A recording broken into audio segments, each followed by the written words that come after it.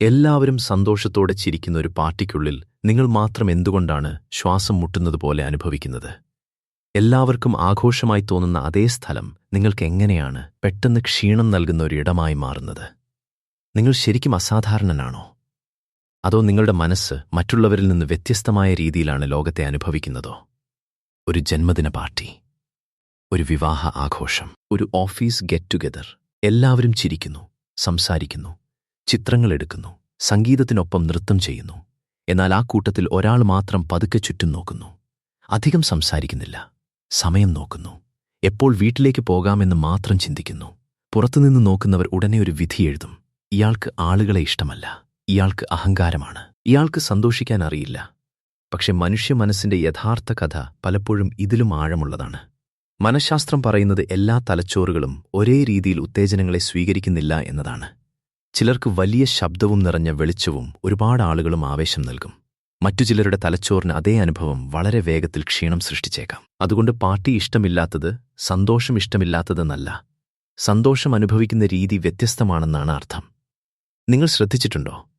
ചിലർ പാർട്ടിയിൽ മണിക്കൂറുകളോളം ചെലവഴിച്ച ശേഷം വീട്ടിലെത്തുമ്പോൾ ഒന്നും ചെയ്യാതെ ശാന്തമായിരിക്കാൻ ആഗ്രഹിക്കും.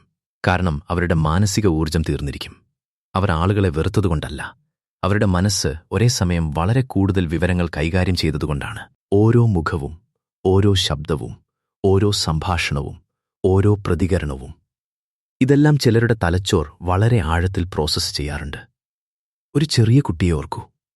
കുടുംബ ആഘോഷങ്ങളിൽ എല്ലാവരും അവനെ എല്ലാവരുടെയും അടുത്തേക്ക് കൊണ്ടുപോകും. സംസാരിക്കാൻ പറയും, പാടാൻ പറയും, ചിരിക്കണമെന്ന് പറയും. എന്നാൽ അവൻ അമ്മയുടെ പിന്നിൽ ഒളിക്കും. പലരും പറയും, ഈ കുട്ടി വളരെ ഷൈ ആണ്. പക്ഷെ ചിലപ്പോൾ അത് ലജ്ജയല്ല. പരിചയമില്ലാത്ത സാമൂഹിക സാഹചര്യങ്ങൾ മനസ്സിലാക്കാൻ അവന് കൂടുതൽ സമയം ആവശ്യമായിരിക്കാം. ആ സ്വഭാവം ചിലരിൽ വളർന്ന ശേഷവും തുടരും. സമൂഹം പലപ്പോഴും ഒരു തെറ്റായ താരതമ്യം നടത്തുന്നു. കൂടുതൽ ആളുകളോടൊപ്പം സമയം ചെലവഴിക്കുന്നവരാണ് കൂടുതൽ സന്തോഷമുള്ളവരെന്ന്. എന്നാൽ യഥാർത്ഥ സന്തോഷം മനുഷ്യരുടെ എണ്ണത്തിൽ നിന്നല്ല, ബന്ധത്തിന്റെ ആഴത്തിൽ നിന്നാണ്. ചിലർക്ക് 100 ആളുകളുള്ള പാർട്ടിയേക്കാൾ ഒരു അടുത്ത സുഹൃത്തിനൊപ്പം ചെലവഴിക്കുന്ന ഒരു മണിക്കൂർ കൂടുതൽ വിലപ്പെട്ട അനുഭവമായിരിക്കും. നിങ്ങൾ ഒരിക്കലെങ്കിലും ശ്രദ്ധിച്ചിട്ടുണ്ടോ? ചിലർ പാർട്ടിയിൽ മുഴുവൻ സമയം ഒരാളുമായി മാത്രം സംസാരിക്കും. അവരെല്ലാവരുടെയും അടുത്തു പോകുന്നില്ല. കാരണം അവരുടെ മനസ്സ് ആഴമുള്ള സംഭാഷണങ്ങളെയാണ് കൂടുതൽ ഇഷ്ടപ്പെടുന്നത്. ഉപരിപ്ലവമായ സംഭാഷണങ്ങൾ അവരെ തൃപ്തിപ്പെടുത്തുന്നില്ല. അവർക്ക് ആളുകളുടെ എണ്ണം പ്രധാനമല്ല, ആത്മാർത്ഥതയാണ് പ്രധാനമായത്. മനഃശാസ്ത്രത്തിൽ സെൻസറി പ്രോസസ്സിംഗ് എന്ന ആശയത്തെക്കുറിച്ച് പഠനങ്ങൾ നടന്നിട്ടുണ്ട്. ചില ആളുകൾക്ക് ശബ്ദം, വെളിച്ചം, തിരക്ക്, സ്പർശം എന്നിവ മറ്റുള്ളവരെക്കാൾ കൂടുതൽ ശക്തമായി അനുഭവപ്പെടാം. എല്ലാവർക്കും ഇത് ബാധകമല്ല. എന്നാൽ ചിലർക്ക് പാർട്ടിയിലെ വലിയ ശബ്ദവും തുടർച്ചയായ സാമൂഹിക ഇടപെടലും യഥാർത്ഥ ക്ഷീണം സൃഷ്ടിക്കാം. അപ്പോൾ അവർ പാർട്ടി ഒഴിവാക്കുന്നത് സ്വഭാവത്തിന്റെ ഭാഗമായിരിക്കാം. മറ്റൊരു മറഞ്ഞിരിക്കുന്ന കാരണവുമുണ്ട്. ചിലർ ആഘോഷങ്ങളെക്കാൾ നിരീക്ഷണമാണ് ഇഷ്ടപ്പെടുന്നത്. അവർ ആളുകളുടെ മുഖം നോക്കും, ചിരിയുടെ പിന്നിലുള്ള വികാരങ്ങൾ കാണാൻ ശ്രമിക്കും. ആരാണ് യഥാർത്ഥത്തിൽ സന്തോഷവാൻ? ആരാണ് അഭിനയിക്കുന്നത്?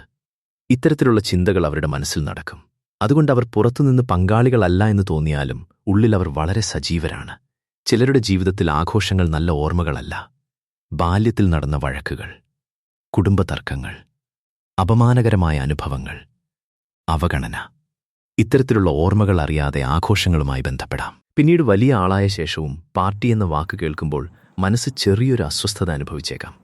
കാരണം തലച്ചോർ പഴയ വികാരങ്ങളെ ചിലപ്പോൾ ഇപ്പോഴത്തെ അനുഭവങ്ങളുമായി ബന്ധിപ്പിക്കും. മണി സൈക്കോളജിയിലൊരു കൗതുകകരമായ കാര്യമുണ്ട്. ചിലർ വില കൂടിയ ആഘോഷങ്ങളിൽ സന്തോഷം തേടും, മറ്റു ചിലർ അനുഭവങ്ങളിൽ അർത്ഥം തേടും. സന്തോഷത്തിന്റെ ഉറവിടം എല്ലാവർക്കും ഒരുപോലെയല്ല. അതുപോലെ ചിലർക്ക് വലിയ പാർട്ടികളേക്കാൾ പ്രകൃതിയിൽ നടത്തുന്ന ഒരു നടത്തം കൂടുതൽ സന്തോഷം നൽകും. ചിലർക്ക് കുടുംബത്തോടൊപ്പം ശാന്തമായി ഭക്ഷണം കഴിക്കുന്നത് തന്നെ ഏറ്റവും വലിയ ആഘോഷമായിരിക്കും. ഇന്നത്തെ സോഷ്യൽ മീഡിയ ലോകം ആഘോഷങ്ങളെ ഒരു മത്സരമാക്കി മാറ്റിയിട്ടുണ്ട്.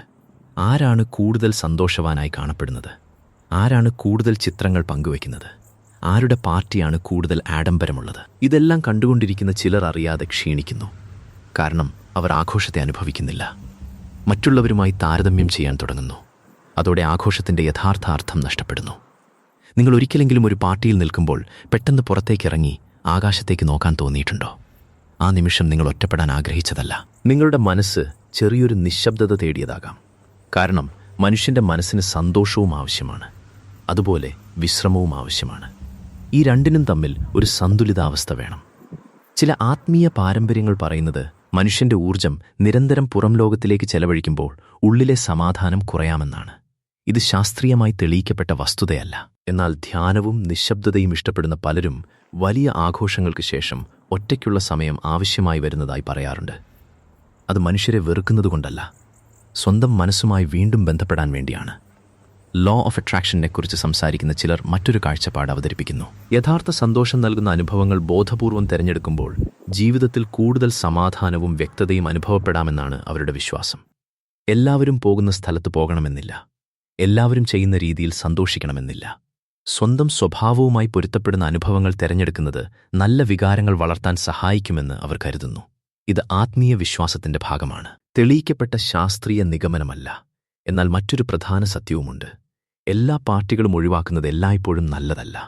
ചിലപ്പോൾ ഭയം കൊണ്ടോ സാമൂഹിക ഉത്കണ്ഠ കൊണ്ടോ ഒരാൾ എല്ലാ ആഘോഷങ്ങളിൽ നിന്നും അകന്നു നിൽക്കാം. അത് ബന്ധങ്ങളെ ബാധിക്കാനും ഇടയാക്കും. അതിനാൽ സ്വന്തം സ്വഭാവവും സ്വന്തം ഭയവും തമ്മിലുള്ള വ്യത്യാസം തിരിച്ചറിയുന്നത് പ്രധാനമാണ്. സമാധാനം തിരഞ്ഞെടുക്കുന്നത് നല്ലതാണ്, പക്ഷേ ഭയം ജീവിതം നിയന്ത്രിക്കാൻ അനുവദിക്കരുത്.